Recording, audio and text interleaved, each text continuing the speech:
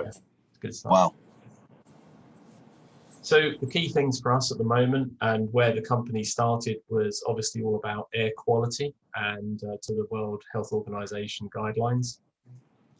So that kind of starts with people just sort of realizing that, when the air quality around them drops, it slows their cognitive function down. It means that their central organs have to compensate with their blood gas air ratios, which quite often makes you feel sort of hot and clammy and uncomfortable. And that's why, you just want to leave the building, or you feel sleepy, drowsy, or even sick. So it's quite an important part of life, but it's very subliminal. Until COVID-19 hit, people didn't really relate the effects of poor air quality to the way they felt. They thought it was more emotional. The product that we've developed, which as you'll go through this, you'll see more of, is very energy efficient, and that is a byproduct of the science and the technology. We didn't start out as an energy efficiency company or trying to drive it through that side of the market. So it's actually a byproduct, which in some ways is good, because if we set out and tell people we save 60-70% of the energy, they just don't believe it. But the fact it's almost an accident, people are kind of happy with it. So that's a great problem. Yeah. Wow.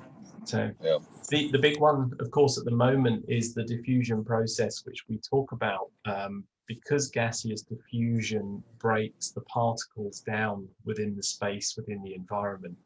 It's a very positive effect against any pathogen, not just COVID-19. If you have dust particulates as well as other viruses or mold or bacteria, the diffusion process actually breaks up those particles. And what that really has the effect of doing is mitigating the risk.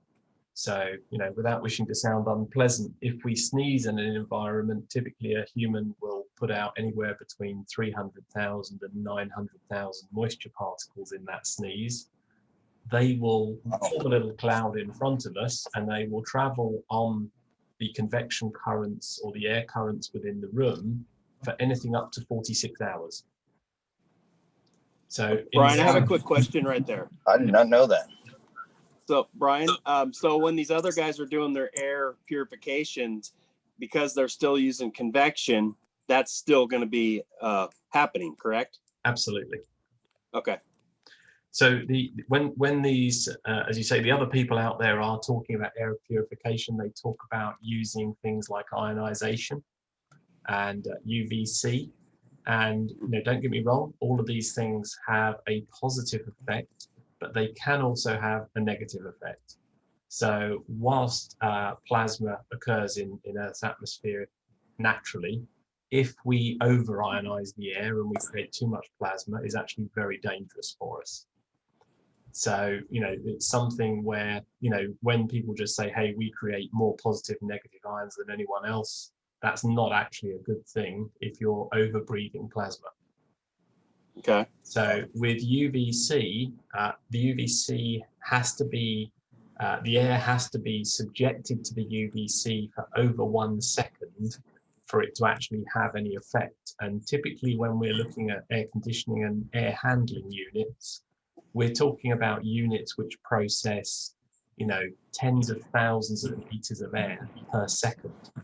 So the air doesn't actually stand still long enough to be processed by the UVC.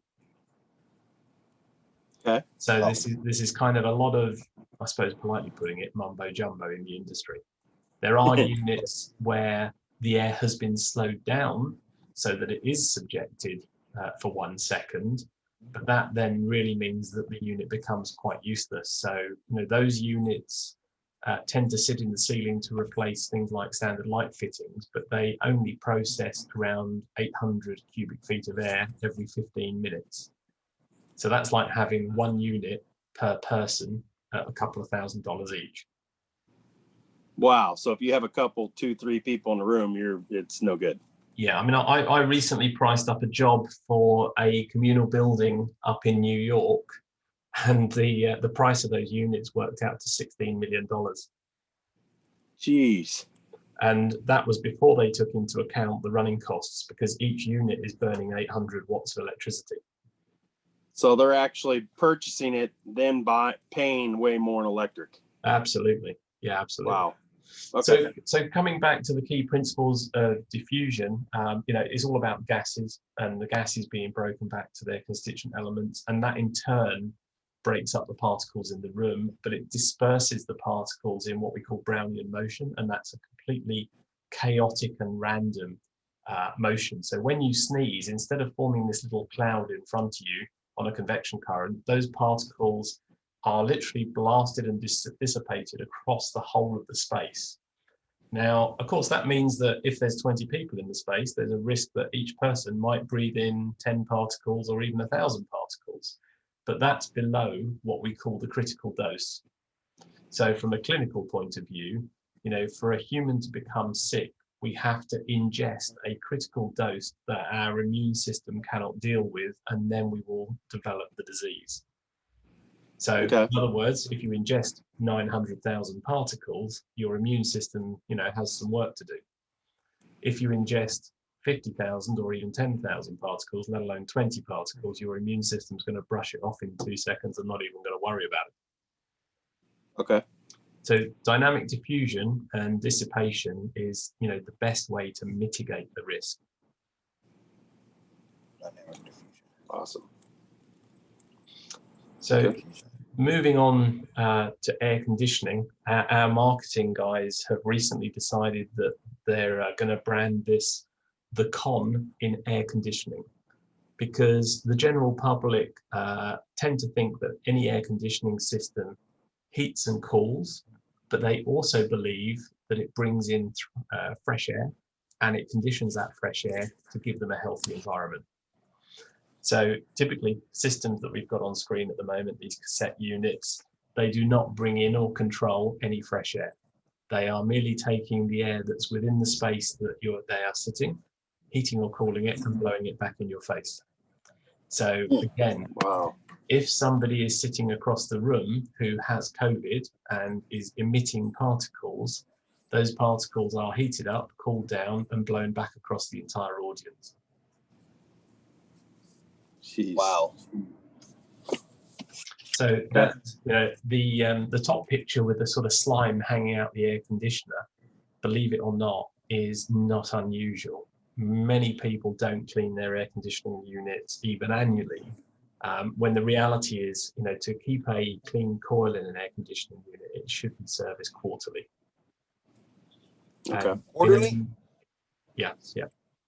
Jeez. So and again, we've recently had one of our partners who does a lot of hotel air conditioning.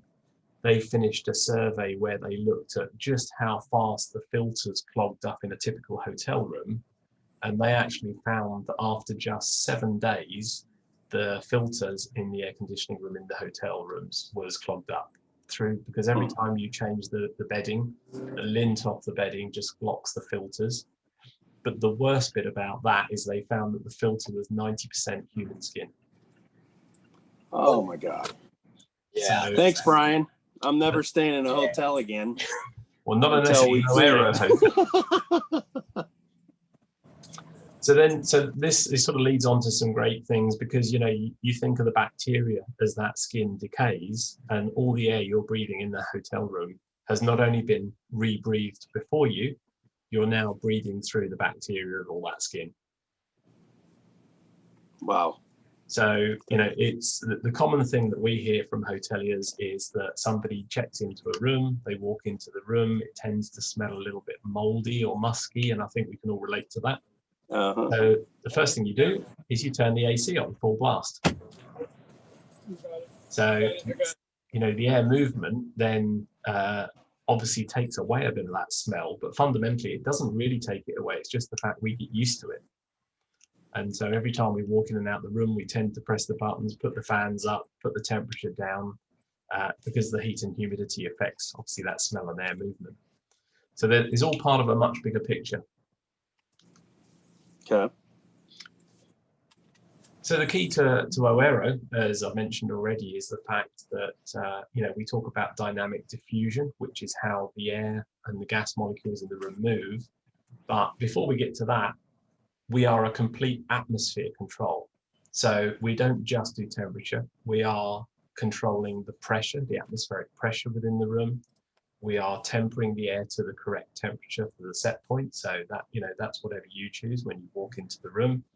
And the system is automatically analyzing the gases in the space and controlling things like CO2 levels, your volatile organic compounds, your gas levels.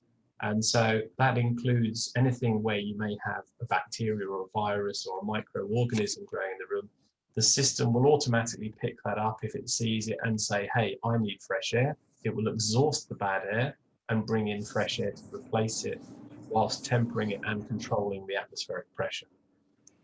So the benefit of the Brownian motion is really just about distribution across the space, because when we're using Brownian motion and gaseous diffusion, it means that the air we bring in spreads across the space just like pressure. So there's no draft, it's at a micro level, but it means the air quality in every corner of the room or top to bottom of the room is exactly the same. So you now have a hotel room that's full of purified, clean air, and that's monitored in real time. So if somebody comes into your room, someone comes to say hello, or you choose to have a party, there's now 10 people in the room having a party, breathing out CO2. The system's automatically going to speed up, slow down, open the dampers to bring in the fresh air and exhaust the CO2 those people are breathing. So you don't have to touch the system. You purely just tell it what temperature you want.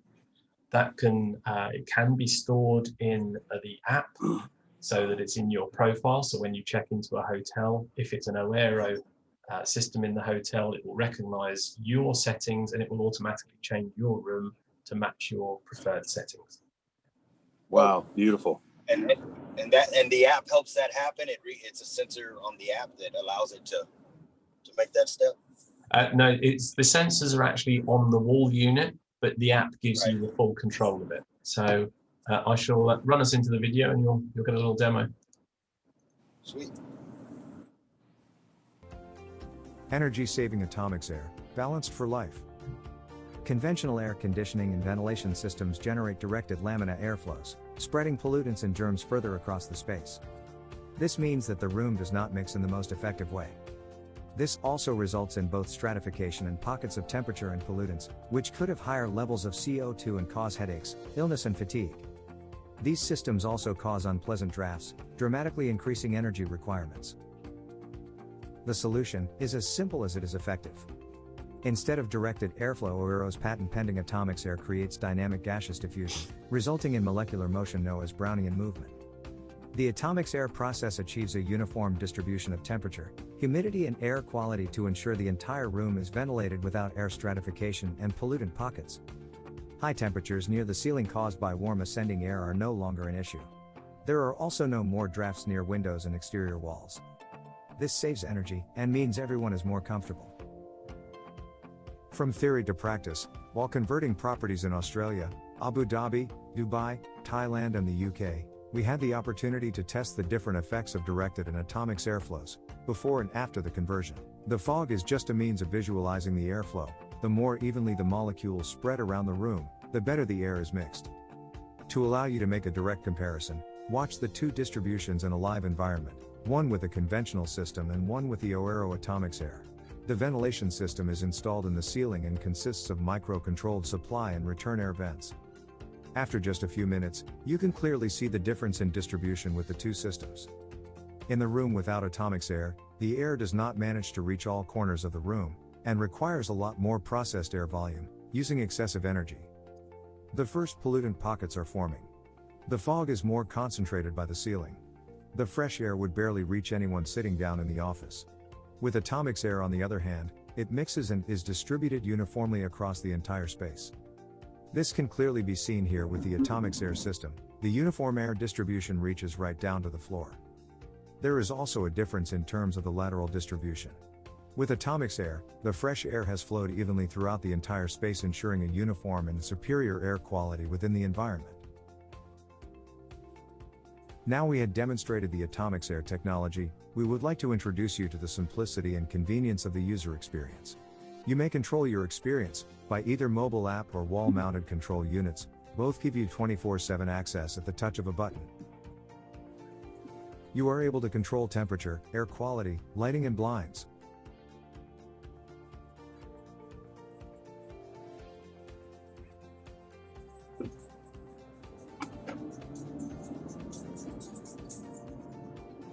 The app is able to store your preferences for multiple rooms and buildings, including profiles for hotels you may stay in that have OAIRO inside.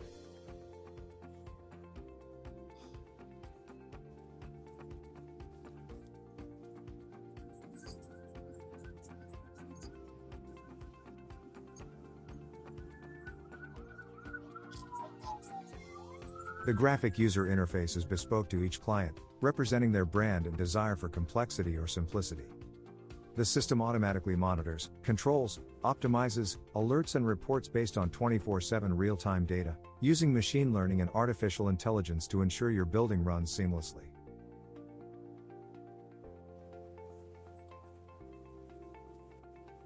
Thank you for joining us for this brief insight to OAIRO. So there you go. That was the brief insight to it and to what it looks like. And Wow, that sorry, great video. Yeah, that's a lot of help right there. Yeah.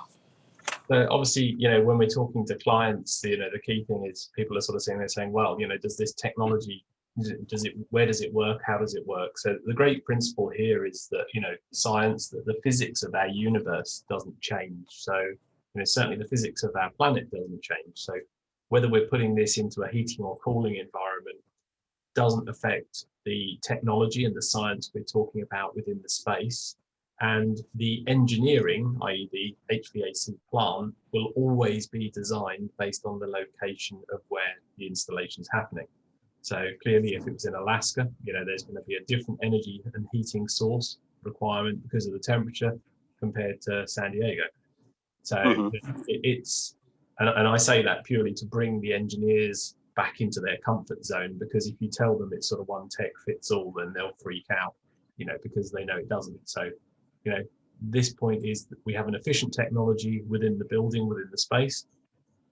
The required energy will always be designed based on the location. You know, it might be in a super sandy desert or a rainy jungle, who knows? So, but that's what the engineers are good for, and that's what they do. Okay. Brian, does this, and this will actually add life to the system itself, because it's working a lot smoother, correct? Yeah, absolutely. So in terms of the system just, you know, coming on as it would typically and possibly running, let's just say 3 speeds, you know, might typically run 45, 75, 100% flat out. You know, the system is modulating in 1% increments based on the real-time load within the space. So, you know, if there's only one person in their space, the system may only be running at 20%. If there's suddenly 2 people, it'll be 21%. If there's suddenly 100 people, you know, you might be looking at 50%. But if you took a building that traditionally had, let's just say, 100 kilowatt load on the AC, you know, the technology here is so energy efficient in the space movement of gases that you would typically only be using 30 or 40% of the energy to maintain exactly the same conditions. So Okay. it's very, very effective. And I think then we move into sort of what we see as the different segments, so the different levels of client interest. You know, obviously at the moment, wellness is a huge part of everyone's life. But, you know, even pre-COVID, and our friends over at Berkeley had done an awful lot of research over the last 20 years, looking at how air quality affects human performance, and particularly, you know, things like sickness rates and, you know, what we now know as sick building syndrome. You know, these were all hot words pre-COVID, but nobody was really listening. But the fact of the matter is, you know, you have guys running hedge funds that want to get a trade out of Singapore or Hong Kong back to New York in milliseconds, and will spend $1 billion on a super fast internet pipe. But the reality is everybody in their office is asleep because the air quality is so bad. Wow. And then you start translating that into CO2 levels in terms of the gases in the space. And, you know, as this chart shows you quite clearly, you know, if we call a trade a crisis response, by having an air quality in the space that's under 600 parts per million of CO2, our crisis response is 131% better. Our information usage is 299% better. In trading terms, that's hundreds of millions, if not billions of dollars a year. For sure. Just because your guys are awake. So that's one aspect, and you're going to get, more and more clients were waking up to this. We had a number of big banks that we were talking to where, they were looking at energy costs or various other things or emissions, but actually, when it came down to it, they had a real problem internally with their sickness rates. So, they had 8.74% of all of their staff worldwide off at any one time in the day because they were ill. And that was a massive payroll that was going out. But more to the point, as one of them highlighted to us, was even if you looked at it and said, hey, those guys represent $1 million a day in payroll, actually one of those guys could have been responsible for $100 million a day of profit because he was a trader. So, but it is hard to put a financial figure on it. So this is something that's very much just a case of talking to the client and actually almost educating them a way through that. Then, of course, once we've got them bought into the wellness, we end up talking to people about the energy savings. And of course, a lot of people see this as an easy win. We've got $1 million energy bill already. You guys are saying you can halve it. So, if you can halve my energy bill, great. You want me to reinvest, say 10% of the 50% you've saved, and we've got 40% to share between us. That makes a lot of sense. Why wouldn't I do it? So, it's kind of getting people to that point. Now, the flip side of that is you wouldn't believe how many people or how many CEOs sit there and don't actually know the energy bill for their business because they have always seen it as a bill that they cannot avoid. It's just a bill that comes in and they have to pay it. So when you start advising them and educating them that actually not only can we monitor this energy, but we can break the energy down to independent components, maybe independent machinery, it may be how much power is your iPhone taking out of the wall. Once they realize that the ability is there to monitor and to track that, and then actually we can save 50% of it, you're suddenly talking about maybe putting 6 or 7% profit back on their bottom line. And for any CEO, that's massive.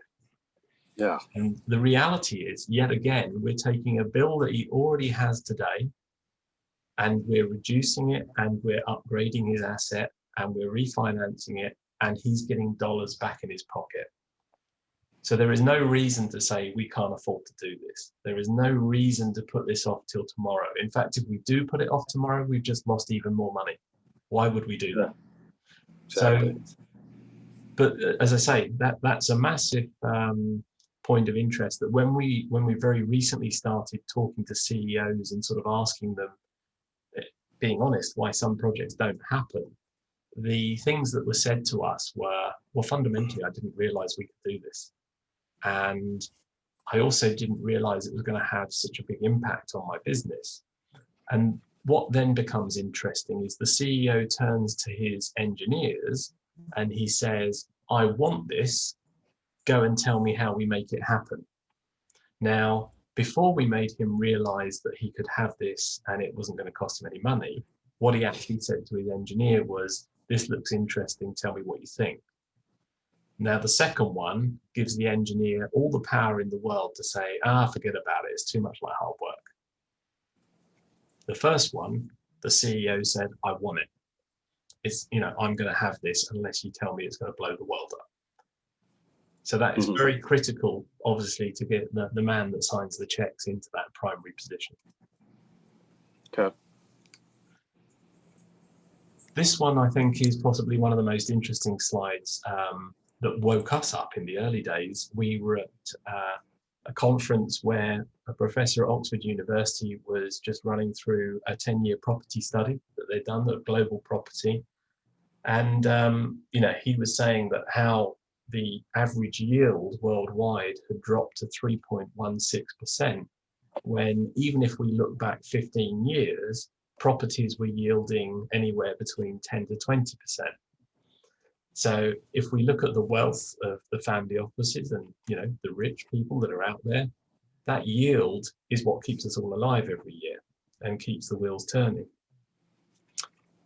I think the other thing that was really interesting was that he started to bring up things like the 80-20 rule and Pareto law. And of course, a lot of people in sales are aware of Pareto law, but nobody really thought about it from a built asset point of view.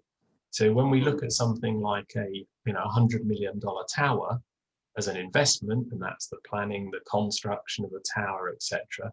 And then he said, well, that's only 20% of its 20 to 25 year life cycle. So the other 80% is operational costs. And then as the graph shows here, the chart here, 48% of those operational costs is HVAC energy. And it's massive. So, Wow. and most buildings, you know, the guy who builds it, the guy who invests the 100 million actually pays the energy company out of that 100 million. Let's just say he pays the energy company $10 million to bring power to his building. And then after he's gone through the pain of planning and construction and everything else, he pays the energy company this 10 million, and then he invites them through the front door to sell energy to all of his tenants, not benefiting him in any way. And I just sat there and I said, this makes us all Father Christmas, because, you know, why do we invite people in who we don't know, we don't care about, and we allow them to not only sell to all of our tenants, but we've paid them 10 million bucks to do it. It's crazy. So Jeez. the point here is that, you know, with OAIRO, obviously we can reduce that figure anyway. So, you know, let's just say we reduce it even by 10%, let alone 70%. But the real idea is, you know, because we've got all of this electronics in the building, we can actually meter all this energy. And instead of letting the utility company bill it, we can bill it. And that's now another big revenue stream inside the property. And that allows me to actually double or triple my property yield. So I'm now back up to 10% instead of being at 3.16. So, Wow, that's great. Yeah. So one Well, just a whole nother way of looking at it. Yeah, no, I mean, it's maximizing revenues, you know, and I think, you know, like, I mean, you'll see on the clip that's on CNBC, and the guys say on there, you know, out of these times of trouble, you know, comes great new ideas. And, you know, when the revenues and the yields fall to the levels they are at the moment, you know, asset owners and the property industry as a whole, we have to readdress it. Because, you know, if these properties don't make money, if that wealth isn't generated, then there is nothing to pass on down the line. And, you know, it's a very big problem globally. So, and I think, you know, in terms of certain locations in the world, you know, billing energy isn't necessarily easy. So you have to be careful, because if you bill kilowatt hours in a lot of places, you have to have a license. However, if you're trapping what we call BTUs, so thermal units, you can often rebill those without any license, or you just add it into the service charge. So again, when we work with people like JLL, they have what they call their little rule, which is 330, 300. So it's kind of, you know, all about the $3 a square foot for utility, 30 for rent, and 300 for the person that's sitting there. So the reality is, you know, if we had a building that was going to use 5 megawatts of power before, and we reduce that to 1 megawatt of power, well, the person paying the rate per square foot is still happy to pay the same rate. So we've just now got a markup of $4 a square foot. Wow. Okay, that's awesome. So all of that just brings us into what's in it for you. You know, again, since the beginning of this year, so I mean, let's just say March, you know, the reality is that environmental social governance, the old ESG, has become something that isn't just important to the big asset owners like the pension funds and the families. It's become an absolute sticking point. So now roughly 96% of them will not invest in a property which is not fulfilling a high ESG criteria. And we've certainly seen property deals fall apart and come undone simply because the building was a big polluter and it wasn't energy efficient. Mm-hmm. So, you know, when you're talking to landlords and asset owners, you know, it's definitely something that they're interested in, or they certainly become interested in once you've educated them. Wow, this is great. So, Yeah. Gentleman that we have on screen here, he was responsible for the Shard, which is the tallest building in London. So, and I mean, you know, I just think, I mean, sometimes the construction guys, the quotes are nice and basic, but they are what they are. And, you know, as he said to us, there is nobody doing what you guys are doing. Simple as that. You know, what you're doing, it doesn't just change everything, it's changing our world. Now, the Shard, for instance, Ian signed off £100 million to bring power into it. Wow. So, and he said to me, out of that 100 million, if we'd have had OAIRO in the Shard, we would have halved it. Wow. So that's, you know, it's a real world presentation of how these numbers stack up. And I think what's nice about stuff like this, and I mean, fair enough, in the US, nobody may have heard of Mace Group, even though they are in the US, but, you know, if somebody Googles them, they're a big outfit. And certainly recognized, you know, worldwide in construction terms. Absolutely. For us, after everything's all said and done, you know, we have to bring this back to something which attracts the man on the street. And, you know, currently that is a wellness portal. You know, everybody is concerned about what they're being subjected to. What is the quality of the air around them? You know, am I at risk of picking up COVID? And, you know, there are a whole range of devices which we've been using for a long time, and we work with one of our sensor manufacturers who actually is responsible for all the air quality and sensing instrument on the International Space Station. So these guys know what they're doing, they know what they're talking about. And, you know, the important part here is, of course, we measure temperature and humidity and CO2, but where we have volatile organic compounds, the TVOCs, when we have a rise in TVOC and CO2, then we know we are effectively rebreathing air. So in other words, the air quality is lowering and the TVOCs rising show us that we have, you know, those pollutants, those very fine pollutants that are airborne around us. So that can be from chemicals, it can be from things like carpets or paint on the wall, but typically as soon as that level starts rising high, we need to start putting more fresh air in. So we use this wellness portal to basically demonstrate an overall score, and that's based on the World Health Organization's air quality level out of 100. And then on top of that, we have, of course, the temperature, the humidity, the CO2, the TVOCs, the PM. We also measure noise and light as well. So this is a real-time report on the air quality around you. And you could have one of these sensors sitting in front of you on your desk. Of course, you can have one in the room, and it's tracking air quality 24/7. So if somebody runs up to you as a building manager or as a building owner and says, hey, I caught COVID yesterday, it's all your fault, despite the fact we might want to ignore them, we actually now have a way of saying, let me look at when you were in the office yesterday. Actually, we had a very high air quality. We were in the green as far as the World Health Organization was concerned, you know, and that is an actionable report that can be presented in court. So your duty of care as the building owner is taken care of. And, you know, this is a whole new world that we're moving into. And I don't know about the, well, actually, I do know quite a lot about the US, but even in the UK, the no-win, no-fee lawyers are getting ready to start massive cases against building owners, because the building owner is seen as the rich guy and the building occupant is seen as the guy who can get $10,000, $50,000, $100,000 from him or his insurance company. Yeah. This helps protect them. Yeah. Nice. So then we have obviously the part, you've seen the OAIRO dashboard in the video, and we bring that together so that, you know, we've got this range of dashboards here. We've got obviously the floor plan of building. We can see the energy going through the building. We can call up graphs and charts that show us the energy data from 1 minute, 5 minute, 15 minutes, 30 minutes intervals. So typically in line with different billing sequences for different energy providers.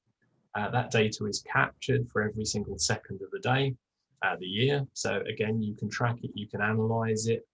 The data on the energy use can be, I just want to look at the energy on my lighting or my solar production or my HVAC, right the way down to tracking the energy that's going through a particular power point.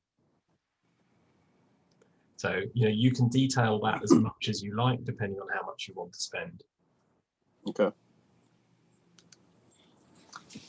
Then we come to the core infrastructure of the system. So, you know, here we have a supply duct, we have a return duct. So this is a ducted air system. You know, we can have as many points here tapping into the rooms as we want. Each individual area that we want to control the air quality and temperature will have its own supply and return damper unit. So, you know, that damper is being controlled by the building management system that's got the OAIRO algorithm in it. The algorithm is looking at the condition within the space, and it's opening and closing the dampers and prescribing the right amount of air from the central plant to fulfill the load. So if you've only got one person in the room, it may only need to open 1%. There is no minimum flow, so the damper closes all the way to 0, so there's no flow, and then it can open in 1% increments. And that's totally unique to us because all previous systems had to open a minimum of 25%, otherwise the air literally fell out of the grill onto the poor person's head and either froze them to death or baked them. So the beauty of diffusion is we don't have that problem. So it means that we can have a much, much tighter control over each independent room and keep everybody happy. Is there any questions at all? No, this is amazing. Yeah, this shows everything. Yeah, it's beautiful. So here is this we put together just because it was a way of people sort of understanding the energy savings. So with a typical system or a conventional system, what happens is we push air into the room, either hot or cold, and you know the system, when it gets down to the set point, the temperature sensor will send a command back to the AC units, for instance, to tell it to stop or to back off. But because of the time delay, you will then overcool. So we've got this over-undercool situation going on. And this is typically where, as we've probably all heard people doing, they complain in their environment, I'm too hot, I'm too cold, because we're literally just riding this roller coaster throughout the day. And also depending on where the air grills are in the room will dictate as to whether you're getting more or less of the temperature of the air coming in. With OAIRO, the difference is the sensor on the wall isn't waiting to react, it's actually prescribing the amount. So the sensor has said, I've seen the heat in the room, I've seen I've got one person here, I've seen that, you know, there's CO2 being breathed out, so I need 10 cubic feet of air at 50 degrees in order to compensate for that load, and it orders that from the central plant and it gets delivered. And by the time that's happened, of course, the sensor has taken numerous readings again, and it's then saying, right, now I need another 1 litre, I need another 5 litres. So this means that we can keep the temperature very tight to the set point. Now, of course, that means that by not overcooling and undercooling, the plant, the AC plant, isn't working as hard. So naturally, the energy use goes down. And it's as simple as that. That's groundbreaking. Yeah. That's beautiful. Yeah, this makes it simple to understand too. For sure.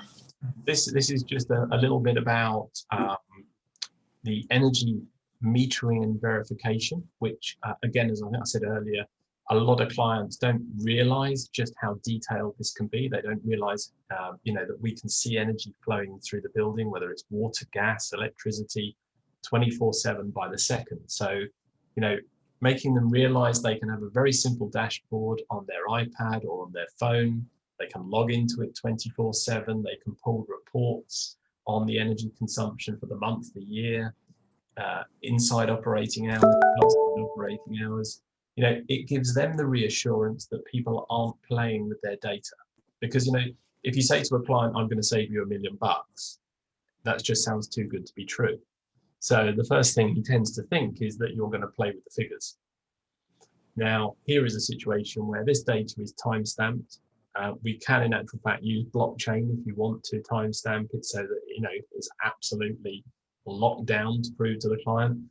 But most importantly, it's all operational to ASHRAE at FTSE standards. So Awesome. So, you know, this just gives the client the reassurance they need. Okay. So then, of course, we just got a brief part of the economics and the general overview of what this offers. Okay. I'll leave you to go through that. Where's it applicable to? And the answer is everywhere. So the simple fact here is that wherever you want to deal with an indoor space, because obviously you're not going to be wanting to air condition the garden, although we have got people that try it. So, you know, the reality. Drew, mute yours if you have to. Okay. So one of the big things is things like warehouses or aircraft hangars that have been incredibly hard to aircraft in the past are very easy with OAIRO because the diffusion process is super efficient in these cases. Okay. Okay. We also have a portal that enables us to bring property portfolios together. And so I'm getting a lot of feedback here. Yeah. So this, Drew, are you on mute? Yeah, because I think it's Drew's. Yeah. Okay, go ahead. So this this portfolio actually links into the Energy Star database.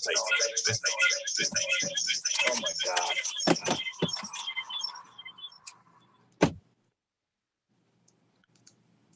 Sorry about that, Brian. That's all right. So so it means that as we do properties or we want to look at properties, this is a very complex piece of software. It allows us to upload a property. We can pull all the property's energy from the Energy Star database. If it's in a region where they're forced to publish that data, we can pull it in. This has a feature that we call Retrofit Explorer. So once we pull that property in, or we set it up and we put in the property's details, we can then apply things like a new set of pumps, a new HVAC system, LED lighting, and it then produces an energy performance curve, as you can see down here. So we can see what those retrofit measures would do to that particular building. Can you do solar in that situation Absolutely. too, or no? Yeah, absolutely. Okay.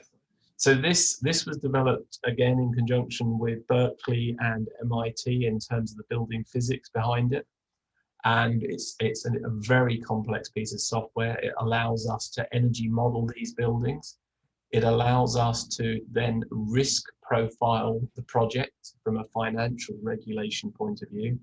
It then also allows us to risk profile the project in terms of its success likelihood. And of course, it displays all of this data on a real-time basis. So if you've got you know, an asset owner that might have 1,000 buildings, this is a very easy way for them to see every single property and exactly what its, you know, star rating is as to how it's performing at that moment in time. It also tracks, you know, the year of build, things like the U values, the glass values, the boilers, the air conditioning. So this is going to become a very, very powerful tool for the future. So when we do a project with you guys, for instance, you know, we would use this to build where that property is today. And then in 3 years' time, when somebody releases a new super duper battery or a new solar panel, we can come into here. Obviously, the database will have been updated with that technology. And we can click on the building, and literally in 5 minutes, we can say what happens if we transfer that building from where it is now to this new technology. And it will run us an internationally recognized report both from an energy perspective and a financial perspective, to tell us what the win and the game should be. Okay. So, 5 years time, when you're trying to flex all your deals, this will be the key to all the asset base. Okay. That's a great tool. Oh yeah. So then, of course, from an energy perspective, and what we were talking about earlier, that the deal itself, of course, is, how do we share the revenues? Well, the client has this current energy cost. For argument's sake, we're going to half it, we're going to invest some, and then we split it 50-50. Couldn't really be any simpler. Okay.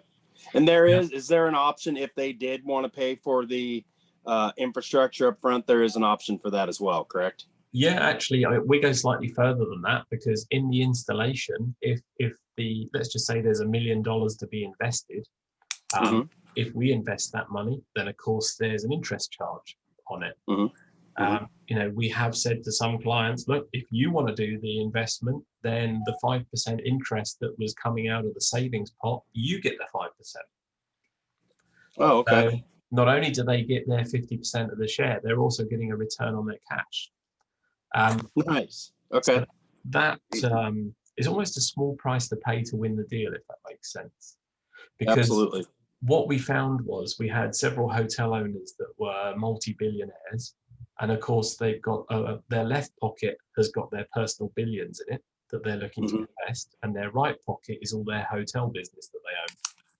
And they didn't want the right pocket to know how much money they had in the left pocket. So what we did was we created a fund where the left pocket could invest in the OAIRO fund and then put the money back into their own project and receive the yield back round. Beautiful. So, again, it is just trying to make sure we look after everybody. Absolutely.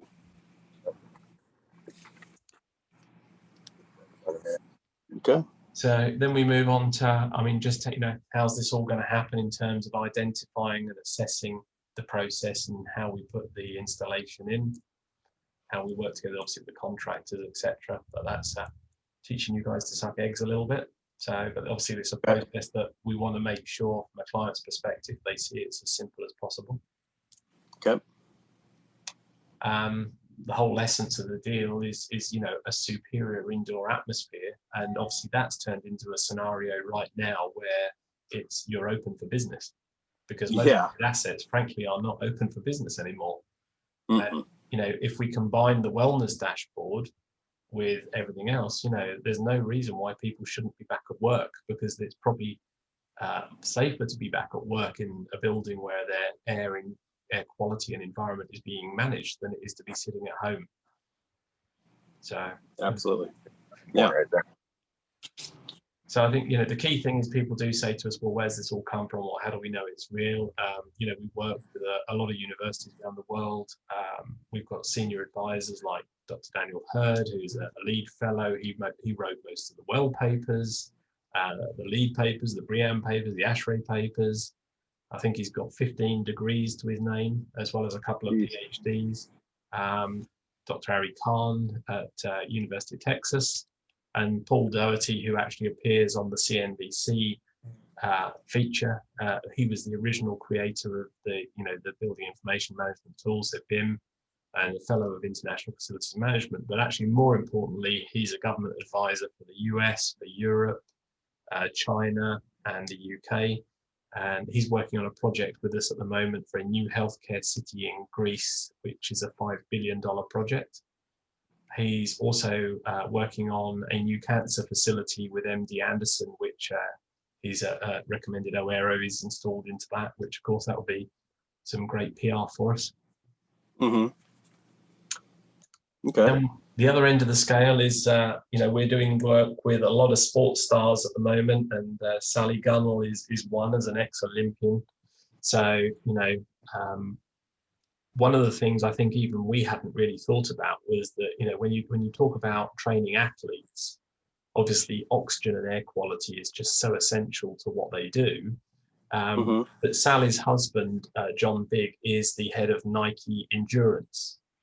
So he spends most of his time taking athletes around the world, and in particular up and down mountains, because they they train the athletes at high altitude.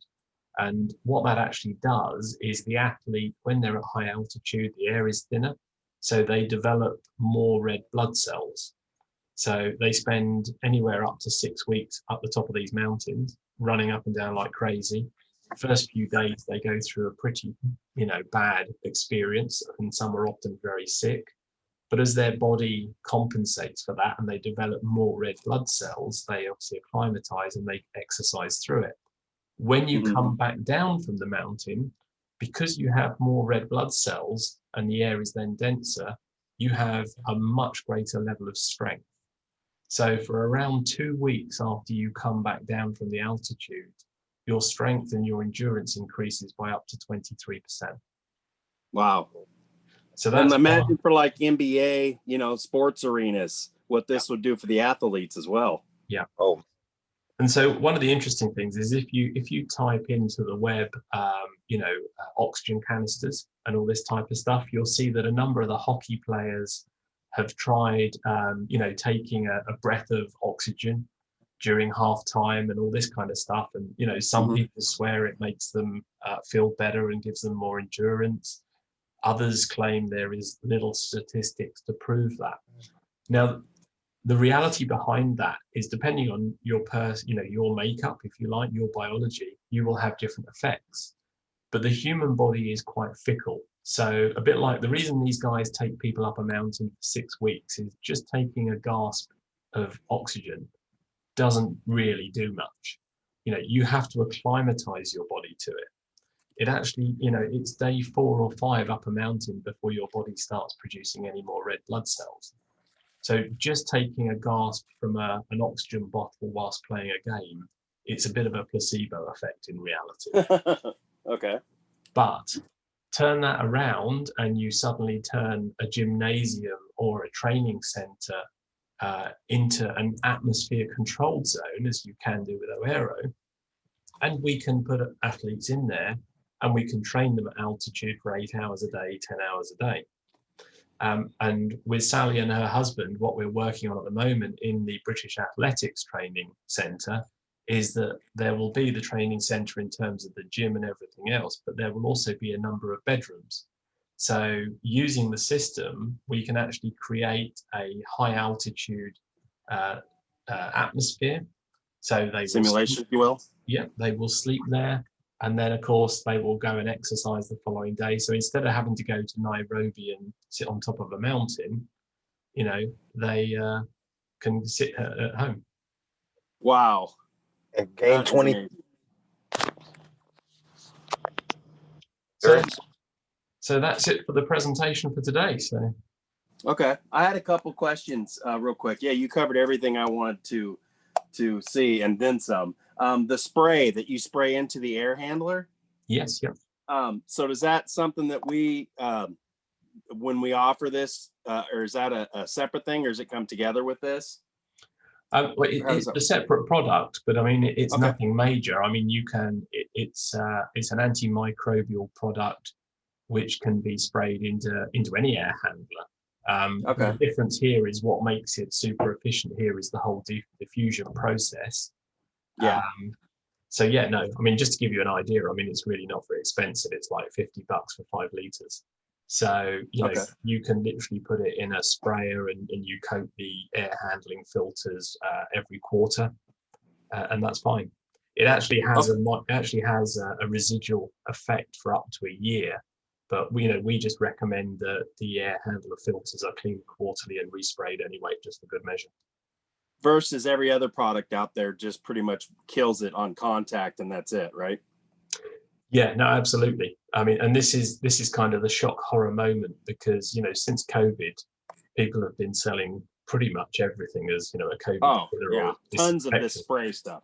Mm-hmm. The reality is the guys we work with and the universities that we've worked with, I mean, this product, it's been used by the US Army in some pretty horrific situations around the world for cleanup. It doesn't just inactivate COVID, it actually inactivates all the way up to anthrax. And so Ebola falls way below anthrax. So, this product has been used to neutralize Ebola zones quite heavily across Africa. It's been used on troops. They do it as an antimicrobial wash that you replace in your laundry. So you use it like you would a fabric softener. Mm-hmm. And it actually And you said it doesn't harm your body or anything, correct? Correct? No, actually, it's the opposite. So just to be a little bit gory, the product was given to the US military as a hand sanitizer, because obviously it's non-alcoholic. And one of the guys, when they go out on typically like 26 to 30 plus day missions, I don't know if you've ever seen any pictures of this, it's quite horrendous, but their feet literally disintegrate. And they get horrendous sores through the bacteria in their armpits, their groins, their toes, all this kind of stuff. So one of the guys, when they were testing this, he coated all his feet and his armpits, and they realized that because it doesn't allow any bacterial growth, frankly, he came back looking like he'd had a pedicure.